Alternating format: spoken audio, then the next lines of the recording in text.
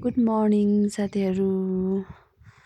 आज चाहिँ वैशाख 9 गते बिहान 5 बजे उठेर कसेर लगाए। पानी खान लाग्यो, तातो पानी। पानी खाइसकेपछि अनि कुखुरालाई चारो पानी दिए। सूर्यनारायणको आगमन भयो है। हामी चाहिँ तल दिदीकोमा मकै खान जाँदैछौँ साथीहरू। हाम्रोमा चाहिँ 5 बजेर 50 मिनटमा घाम झुल्क्यो। हजुरहरूकोमा कति बेला झुल्किन्छ भन्नुहोला। बिहान बिहान कामसँगै मर्निङ वाक पनि भइरहेको छ हाम्रो। ल सुरु। हेर्नुहोस् त मकै नि देखिन्न पो झारले त हो नि।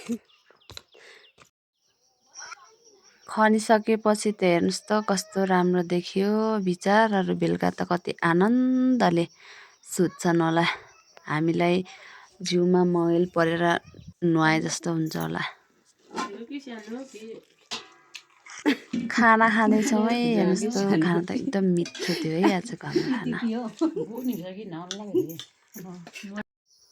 खाना खाइसकेपछि हामी खन्न लागेको अवस्था यता हेर्नु होला सिस्टर।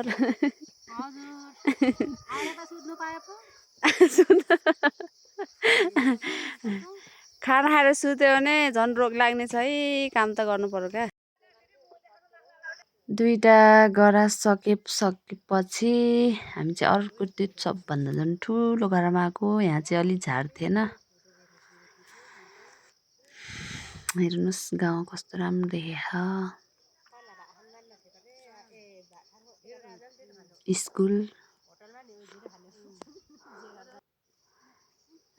3 बजेर 17 मिनट जान्छ। हामीले यति खनेको थियौँ। यति खनिसकेपछि अब चाहिँ हामी घर फर्केको।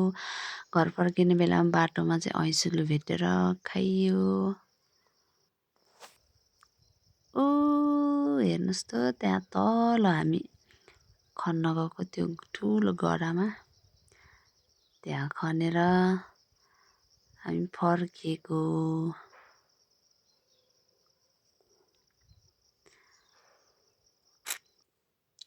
घरमा आएर फेरि म चाहिँ यहाँ बिउ राख्नेमा खन्न लगाएँ। थोरै खने अनि त्यो खनेकोलाई लगाइदिएँ।